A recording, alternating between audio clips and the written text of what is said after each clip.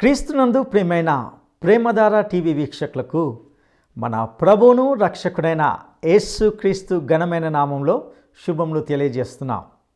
నేటి ఈ పాఠంలో మనము మార్కు సువార్త 7వ అధ్యాయంలోని విషయాలను ధ్యానించుకోబోతున్నాం. ఈ అధ్యాయంలో శాస్త్రుల పరిసయ్యుల మతాచారాలను గురించి తెలుసుకుంటాం.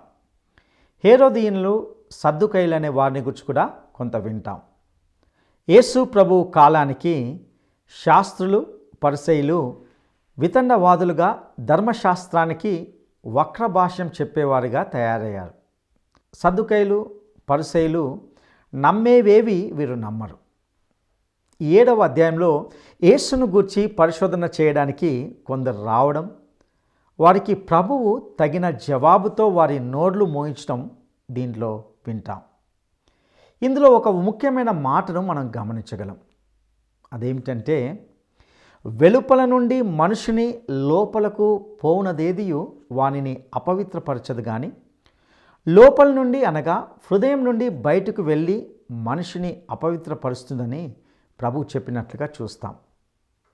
అదేవిధంగా సురేఫెనికియా స్త్రీ యొక్క విశ్వాసంను గూర్చి కూడా ఇందులో వింటాం. ఆ తర్వాత ప్రభువు చెవుడు నత్తి గలవాణిని స్వస్థపరిచిన విధానాన్ని ఇందులో తెలుసుకుంటాం. ఈ విధంగా అధ్యాయం అంతయు ప్రభువును ఒక దైవ సేవకునిగా ప్రతి భాగము మనకు తెలియజేస్తుందని గ్రహిస్తాం. ఇక సందేశాన్ని వినడానికి మనము సిద్ధపడదామా? ప్రియ శ్రోతలు, ఈ రోజున మన పాఠం మార్కు సువార్త 7వ అధ్యాయం. సావధానంగా వినండి. మార్కు సువార్తలోని ఈ 7వ అధ్యాయం యేసుక్రీస్తును దైవ సేవకునిగా చూపుతోంది. ఆయన దేవుని చిత్తం నెరవేర్చడానికి వచ్చిన దైవ సేవకుడు. క్రియాశీలమైన యేసు వ్యక్తిత్వం రోమీయులను ఆకర్షిస్తుంది. పనిచేసి సాధించాలి అనే మనస్తత్వం గలవారికి ఈ కథా సంవిధానం బాగా నచ్చుతుంది. ఆయన రక్షకుడు, రక్షించడానికి సమర్థుడు. పాత కొత్త నిబంధనల మధ్యకాలంలో ఒక జాతిగా ఇశ్రాయేలీయులలో ఎన్నో మార్పులు వచ్చాయి. ఇశ్రాయేలీయుల చెర తరువాత 2 నిబంధనల మధ్యకాలంలో కొన్ని గుంపులు ఏర్పడ్డాయి. వాగ్దత్త భూమికి వచ్చిన తరువాత పరిసయ్యులు, సద్దూకయ్యులు, శాస్త్రులు అని 3 తెగలు ఉనికిలోకి వచ్చాయి. వీరుగాక హెరోదియనులు అనే గుంపు కూడా లేచింది. శాస్త్రులు అనే తెగ మొదట్లో మంచి ఉద్దేశంతోనే పనిచేశారు. ఎజ్రా ఒక శాస్త్రి. ఈ తెగకు ఎజ్రాయే ప్రారంభికుడు. శాస్త్రులు ధర్మశాస్త్రాన్ని ప్రజలకు విడమరిచి అర్థం చెప్పేవారు. అయితే యేసు ప్రభువు కాలానికి వీరు ధర్మశాస్త్రానికి వక్రభాష్యం చెప్పే పండితులుగా తయారయ్యారు. ధర్మశాస్త్రమందలి అక్షరానికి అధిక ప్రాధాన్యమిచ్చారు. ధర్మశాస్త్ర ఉద్దేశ్యం కాదు, అక్షరార్థమైన వ్యాఖ్యానం వీరికి ముఖ్యం. ధర్మశాస్త్రానికి, దేవుని వాక్యానికి విపరీతమైన వివరణలు చెప్పే ప్రబుద్ధులు. అలాంటి వారు ఈ రోజున కూడా ఉన్నారు. వాక్యానికి చిలవలు పలవలు చేర్చే ఈ బోధకులు అమాయకులను మోసగిస్తున్నారు. ఇక పరిసయ్యులను చూడండి. వీరు మొదట్లో బాగానే ఉన్నారు. ఆచారవాదులు, పాత నిబంధనను నమ్ముతారు. రాజకీయాలలో వీరు జాతీయవాదులు. దేవుని రాజ్యం భూమి మీదికి రావాలనే ఆకాంక్ష గలవారు. సద్దూకయ్యులున్నారు. వీరెలాంటి వారు అంటారా? వీరు ధనికులు, ఆస్తిపాస్తులు గలవారు. సమాజంలో, రాజకీయాలలో మంచి పలుకుబడి గలవారు. గాని వీరికి ఆధ్యాత్మిక విలువలు లేవు. సాంప్రదాయాలను వీరు లక్ష్యపెట్టరు. సహజాతీతమైన వాటిని నమ్మరు. ఈ విషయంలో వీరికి పరిసయ్యులకు పడదు. పరిసయ్యులు పాత నిబంధనను నమ్ముతారు, కాని సద్దూకయ్యులు పూర్తిగా నమ్మరు. ఎపిక్యూరియన్ వేదాంతం, ఇది గ్రీకు వేదాంతం, వీరికి బాగా వంటపట్టింది. ఇక హెరోదియనులు అనే గుంపొకటి ఉంది. వీరిది రాజకీయ అవకాశవాదం. హెరోదు వంశీకులే రాజ్యమేలాలని వీరి విశ్వాసం. ఈ నేపథ్యంలో మార్కు సువార్త 7వ అధ్యాయం వినండి. 7వ వచనం నుండి. యెరూషలేము నుండి వచ్చిన పరిసయ్యులు శాస్త్రులలో కొందరు ఆయన వద్దకు కూడి వచ్చి ఆయన శిష్యులలో కొందరు అపవిత్రమైన చేతులతో అనగా చేతులు కడుక్కోకుండా భోజనము చేయడము చూచారు. పరిసయ్యులు, యూదులలో పెద్దలు పారంపర్యాచారమును బట్టి చేతులు కడుక్కుంటేనే కాని భోజనం చెయ్యరు. వారు సంత నుండి వచ్చినప్పుడు నీళ్లు చల్లుకుంటేనే కాని భోజనం చెయ్యరు. ఇదిగాక గిన్నెలను, కుండలను, ఇత్తడి పాత్రలను నీళ్లలో కడగడము మొదలైన అనేక ఆచారాలను వారు అనుసరించేవారు. అప్పుడు పరిసయ్యులు, శాస్త్రులు ఆయనను అడిగారు, నీ శిష్యులెందుకు పెద్దల పారంపర్యాచారము చొప్పున నడుచుకోకుండా అపవిత్రమైన చేతులతో భోంచేస్తున్నారు? అందుకాయన అన్నాడు, యెషయా ప్రవచిస్తూ రాసింది సరిగానే ఉంది. ఈ ప్రజలు పెదవులతో నన్ను ఘనపరుస్తారు గాని వారి హృదయము నాకు దూరముగా ఉన్నది. వారు మానవులు కల్పించిన పద్ధతులు దేవోపదేశములని బోధిస్తూ నన్ను వ్యర్థముగా ఆరాధిస్తారు. శ్రోతలు వింటున్నారా? శాస్త్రులు, పరిసయ్యులు యేసు చుట్టూ చేరుతున్నారు. యేసుకు, పరిసయ్యులకు, యేసు శిష్యులకు, శాస్త్రులకు మధ్య వివాదం తలెత్తింది. మరో చెంప కొందరు పనిగట్టుకొని ఆయనలో లోపాలు వెతికే వారు పోగయ్యారు. యేసును ప్రేమించే వారికి, ఆయనను ద్వేషించే వారికి మధ్య నాటి నుండి నేటి వరకు వివాదం ఉంటూనే వస్తోంది. యెరూషలేము నుండి గూఢచారుల్లాగా కొందరొచ్చారు. గలిలయ నుండి యేసులో నేరం కనుగొనేటందుకు వారు పంపబడ్డారు. యేసు తన దేవత్వమును పురస్కరించుకొని వారికేం చెప్పాలో చెప్పి వారి నోళ్లు మూయించాడు. యోహాను సువార్త 7వ అధ్యాయం 46వ వచనంలో బంట్రౌతుల సాక్ష్యం, ఆ మనుష్యుడు మాట్లాడినట్లు ఎవడూ ఎన్నడూ మాట్లాడలేదు. యేసు వారి పారంపర్యాచారాలను, సాంప్రదాయాలను ధిక్కరించాడనే అభియోగం ఒక్కటి వారికి చిక్కింది. చేతులు కడుక్కోవడం శుభ్రతకు, శుచికి మంచిదే కాని దాన్ని ఒక మతాచారంగా మార్చారు పరిసయ్యులు. ఈ చేతులు, పాత్రలు కడిగే ఆచారం ఇశ్రాయేలీయులకు ప్రత్యేకమైనది గాని అందులోని ఆధ్యాత్మిక పాఠం మటుకు వారు నేర్చుకోరు. దేవుడు మహాపరిశుద్ధుడు, మానవుడు పాపి. అతణ్ణి దేవుడు కడిగి శుచిర్భూతుణ్ణిగా చేస్తేనే కాని అతనికి దేవునితో సహవాసం ఉండదు. ధర్మశాస్త్రం అంటే పరిసయ్యుల దృష్టిలో ఆచారాలను పాటించటం మాత్రమే. అందులో వారికి ఆధ్యాత్మిక పాఠమేదీ దొరకలేదు. ధర్మశాస్త్ర వివరణ అంతా సాంప్రదాయాలను సమర్థించడానికే వారు రూపొందించారు. పారంపర్యాచారాలు ఎక్కువైపోయి ధర్మశాస్త్రము ఒక మతపు కాడిగా తయారైంది. అది ప్రజల మీద మోపి మతనాయకులు వారిని తెగ వేధించుక తిన్నారు. ఆరాధన ఉపకరణాలను, పాత్రలను రుద్ది తెగ కడుగుతారు. కడగడం అంటే ప్రక్షాళన. గ్రీకు భాషలో దానిని బాప్తిస్మము అంటారు. దేవునికి ఈ ఆచారాలలో చోటు లేకుండా పోయింది. దేవునితో సంబంధం, హృదయశుద్ధి అనే విషయాలు వాటిని వీరు మరిచిపోయారు. ఈ రోజున కూడా మతాచారాల వాదోపవాదాలు ఎక్కువగా జరుగుతున్నాయి. యేసుక్రీస్తును ఒక సజీవ వ్యక్తిగా వీరు గుర్తించటం లేదు. నీ శిష్యులు చేతులు కడుక్కోకుండా తింటారు, ఇదేనా నీవు వారికి నేర్పేది అని ఆయనను నిలదీసి అడుగుతున్నారు. యేసు ప్రభు వారిని వేషధారులు అంటున్నాడు. మానవులు కల్పించిన పద్ధతులను దేవుని వాక్యమని చెప్పి ప్రజలను మీరు మోసగిస్తున్నారు. యెషయా ప్రవక్త మిమ్మల్ని గురించే ప్రవచించాడు. మీరు భక్తు వేషధారులు. 8వ వచనం, మీరు దేవుని ఆజ్ఞలను విడిచిపెట్టి మనుష్యుల పారంపర్యాచారమును గైకొంటున్నారు. మీరు మీ పారంపర్యాచారమును గైకొనడానికి దేవుని ఆజ్ఞను బొత్తిగా నిరాకరిస్తారు. మోషే చెప్పాడు, నీ తల్లిదండ్రులను ఘనపరచాలి. తండ్రినైనా తల్లినైనా దూషించేవానికి మరణశిక్ష విధించాలి. అయినా మీరు చెబుతారు, ఒకడు తన తండ్రినైనా తల్లినైనా చూచి నా వలన నీకు ప్రయోజనమైనది ఏదో అది కొర్బాను అనగా దేవార్పితము అని చెప్పిన ఎడల తన తండ్రికైనా తల్లికైనా వానిని ఏమీ చెయ్యనీయక మీరు నియమించిన మీ పారంపర్యాచారము వలన దేవుని వాక్యమును నిరర్ధకము చేస్తారు. ఇటువంటివి అనేకములు మీరు చేస్తారు.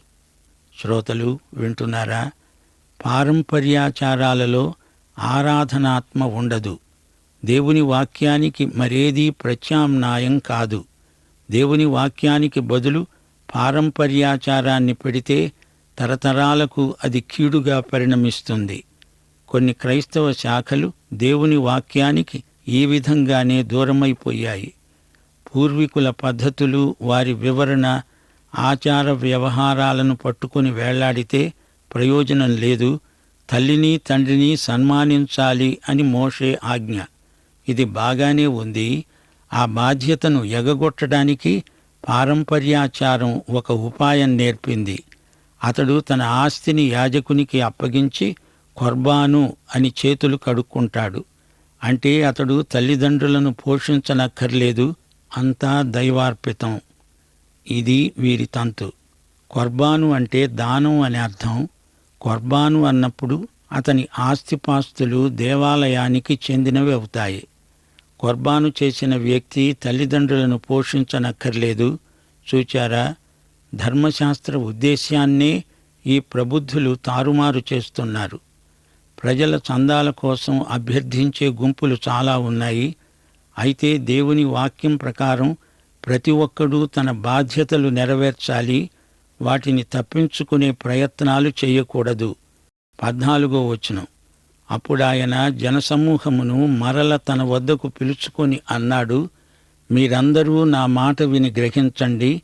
వెలపలి నుండి లోపలికి పోయి మనుష్యుణ్ణి అపవిత్రుణ్ణిగా చేయగలిగేది ఏదీ లేదు.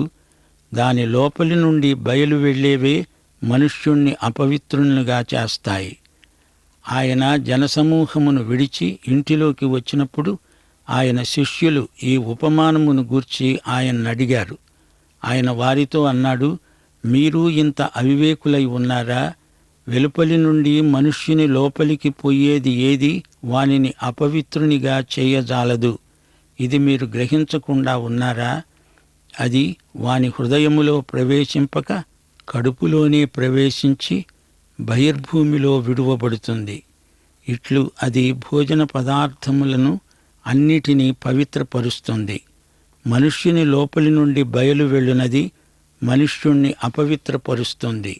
లోపలి నుండి అనగా మనుష్యుల హృదయములో నుండి దురాలోచనలు, జారత్వములు, దొంగతనములు, నరహత్యలు, వ్యభిచారములు, లోభములు, చెడుతనములు, కృత్రిమము, కామవికారము, మత్సరము, దేవదూషణ, అహంభావము, అవివేకము వస్తాయి. ఈ చెడ్డవన్నీ లోపలి నుండే బయలు వెళ్ళి మనుష్యుణ్ణి అపవిత్రపరుస్తాయి. ఏది అంతర్గతం, ఏది బహిర్గతం అనే వ్యత్యాసాన్ని ప్రభువు విడమరిచి చెబుతున్నాడు. మతమనేది వంటికి పూసుకునే అత్తరు లాంటిది కాదు, నెత్తిన అంటుకునే ఆముదము కాదు. అది తినడం, ఇది మానేయడం అలాంటిది కాదు. మనిషి లోపలికి వెళ్ళే భోజనం కాదు, లోపలి నుండి బయటికొచ్చేదే అపవిత్రం. హృదయములో నుండి వచ్చే నోటి విరేచనం అసహ్యం, దుర్గంధం. మనిషి హృదయం నుండి నోటి ద్వారా బయటికి వచ్చే పాపాలు కోకొల్లలు, చెడ్డ తలంపులు, అక్రమ లైంగిక సంబంధాలు, కోపం, దొంగతనం, అసూయ, మత్సరం, కుళ్ళు, భౌతిక వస్తువాహనాల కోసం వేలం వెర్రి, ఇతరులను వేధించటం, మోసం, కామతృష్ణ, దైవదూషణ, గర్వం, దేవుడన్నా మనుషులన్నా నిర్లక్ష్యం, ఇవన్నీ మానవుని హృదయంలో గూడు కట్టుకున్న పాపాలు. అందుకే ప్రభువు అన్నాడు, నీవు కొత్తగా జన్మించాలి. మార్కు సువార్త 7వ అధ్యాయం 24 నుండి 30వ వచనం వరకు. యేసు అక్కడి నుండి లేచి తూరు సీదోనుల ప్రాంతములకు వెళ్ళి ఒక ఇంట ప్రవేశించి ఆ సంగతి ఎవరికీ తెలియకుండా ఉండాలని కోరాడు. కాని ఆయన మరుగై ఉండలేకపోయాడు.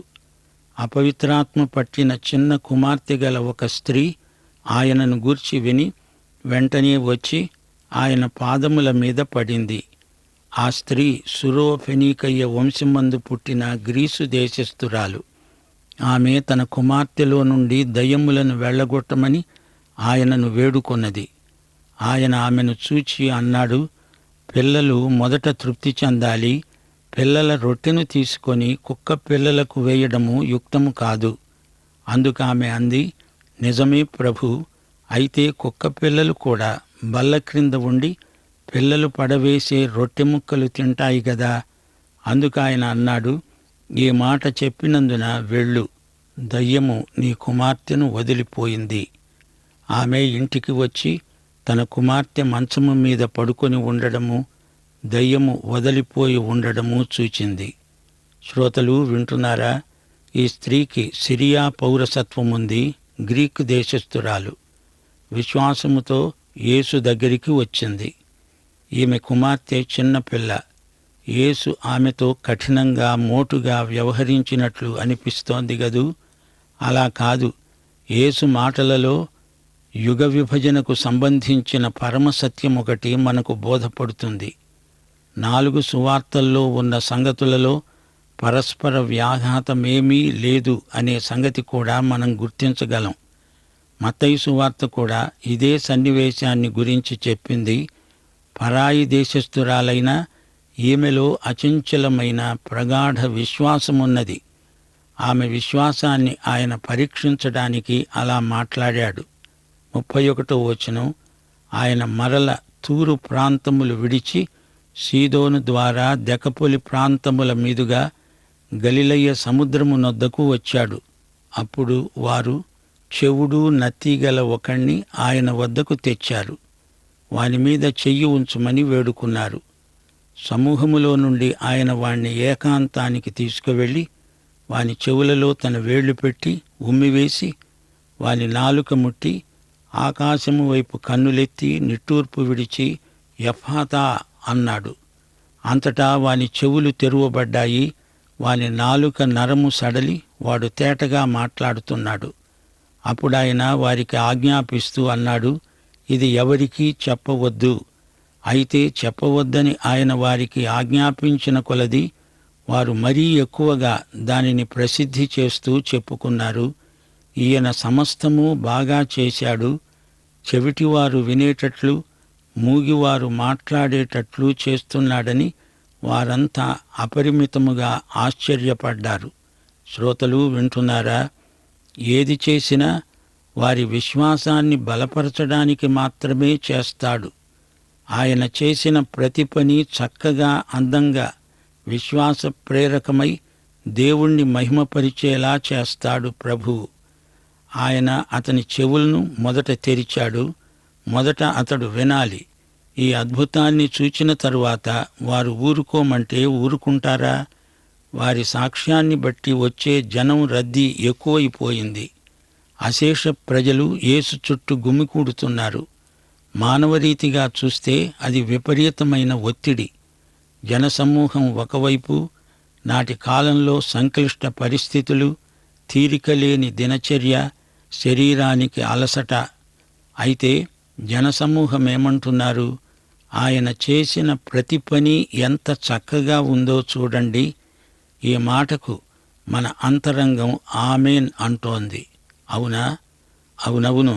సోదరీ సోదరులారా, ప్రియ శ్రోతలారా, యేసు ప్రభువు చేసింది ఏదైనా ఎంతో చక్కగా, బాగా, అందంగా, ఆకర్షణీయంగా ఉంటుంది.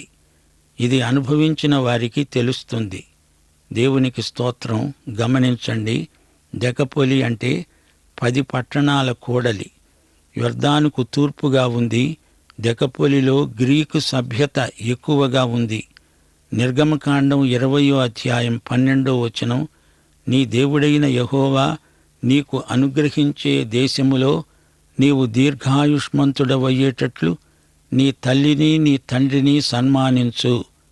కొర్బాను నినాదంలో ఈ ఆజ్ఞను పరిసయ్యులు నిరర్థకం చేయడం చూచి ప్రభువు వారిని గద్దించాడు. శ్రోతలు, దేవుని వాక్య ప్రమాణాన్ని దిగజార్చే ప్రయత్నాలు చేయకండి.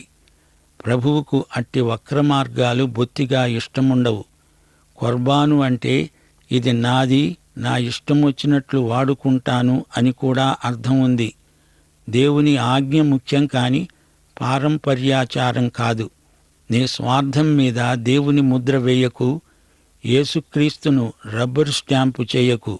అది పరిసయ్య పాపం. నీ తలంపులు, నీ క్రియలు యేసు పర్యవేక్షణలోకి రావాలి. అపవిత్రం అంటే అది ఎలాంటిది?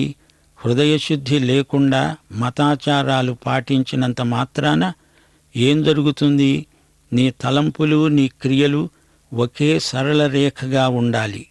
ఈ రెండిటికి పరస్పర వ్యాఘాతం రాకూడదు. తెలిసిందా? భోజనం లోపలికి పోతుంది, మలినం బయటికి వస్తుంది.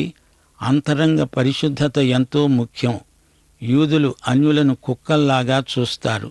అయితే యూదులకున్న విశ్వాసం కంటే అన్యులలోనే గొప్ప విశ్వాసులున్నారు. ప్రభువు ఈ సంగతి రుజువుపరిచాడు. ఆయన పక్షపాతమెరుగని దేవుడు. యేసు ప్రభువు హృదయములో నుండి వచ్చే పాపాలను పేర్కొన్నాడు. మొత్తం 13 పాపాలు. ఈ జాబితాలో 12వ పాపం అహంభావం, అంటే గర్వం, ఆడంబరం, తలబిరుసుతనం, ఇతరుల కంటే తానే గొప్ప అనే స్వాతిశయం. ఇది పరిసయ్య మనస్తత్వం. నీకంటే నాకు ఎక్కువ భక్తి ఉంది అనే మిడిసిపాటు. అవతలి వ్యక్తిని చిన్నచూపు చూడడం, గొప్పగా కనపడాలనే తాపత్రయం. ఈ వైఖరిని గురించి క్రైస్తవులలో కొందరు పశ్చాత్తప్తులవ్వాలి. యేసు ప్రభు అన్నాడు, నేను సాత్వికుడను, దీనమనస్కుడను, నన్ను నేర్చుకోండి, మీ ప్రాణాలకు అదే విశ్రాంతి. గ్రీకులో దీనిని హుపర్ ఎఫానియా అంటారు. దేవుడు అట్టి పాపము నుండి తన బిడ్డలను కాపాడాలని మన ప్రార్థన. పాఠం ఇంతటితో సమాప్తం. మన ప్రభు అయిన యేసుక్రీస్తు వారి దివ్యకృప, తండ్రి అయిన దేవుని పరమ ప్రేమ, పరిశుద్ధాత్మ యొక్క అన్యోన్య సహవాసము, సమాధానము మనకందరికీ సదాకాలము తోడై ఉండునుగాక. ఆమేన్. ప్రియులరా, ఇంతవరకు విన్న సందేశం మిమ్మల్ని ఎంతో ప్రోత్సహించిందని నమ్ముతున్నాం. జీవిత మార్పులకు సహాయపడగల ఎన్నో గొప్ప సత్యాలు మనం విన్నాం. ప్రభు కార్యాలు ఎంతో విశ్వాస ప్రేరకాలు. కుర్బాను యొక్క అర్ధ వివరణ విన్నాం. ఈ అధ్యాయంలో వ్యక్తిగత అంతరంగ పవిత్రతను గూర్చి ప్రభు ఎంతో చక్కగా బోధించినట్లుగా చూశాం. ఏవి అపవిత్రమైనవో చాలా స్పష్టంగా విన్నాం. పరిసయ్యులు, సద్దుకయ్యులు, హెరోదీయులను గూర్చి ఈ పాఠంలో విన్నాం. పరిసయ్యులు రాజకీయాల్లో జాతీయవాదులుగా ఉన్నారు. మానవ కల్పిత పద్ధతులను శాస్త్రులు, పరిసయ్యులు ఆచరించేవారుగా ఉంటున్నారు. వారి సంస్కృతి సాంప్రదాయాలను ప్రభువు ఆచరించడనే ఒక అభియోగం ఆయనపై మోపబడింది. యేసును వారు తగిన రీతిగా గుర్తించలేదు. ప్రియ సహోదర, సహోదరి, ప్రభువు చెప్పిన మాట అక్షరాల నిజం. అదేమిటంటే, వెలుపల నుండి మనిషిని లోపలికి పోనదేది కూడా వానిని అపవిత్రపరచదు, కానీ లోపలి నుండి అనగా హృదయంలో నుండి బయటకు వెళ్ళి మనిషిని అపవిత్రపరుస్తుంది. హృదయము అన్నిటికంటే ఎంతో మోసకరమైనది, బహుఘోరమైన వ్యాధి కలది. ఇందులో నుండి బయటకు వెళ్ళినది మనుషులను అపవిత్రపరుస్తుందని ఇందులో తెలుసుకున్నాం. మన హృదయము ఏమై ఉన్నదో మనకే బాగా తెలుసు. అదేవిధంగా దేవునికి కూడా బాగా తెలుసు. ఘోరమైన పాప వ్యాధి కలిగిన ఈ హృదయాన్ని బాగు చేయగలవారు యేసుక్రీస్తు మాత్రమే. యేసు రక్తము ప్రతి పాపం నుండి మనల్ని కడిగి పవిత్రపరుస్తుంది. ఆయన పరిశుద్ధ రక్తంలో కడగబడడం ద్వారా మన హృదయం బాగుపడుతుంది, మనము రక్షించబడతాం. అట్టి కృప దేవుడు మనకు దయచేయునుగాక. దైవాశీస్సులు.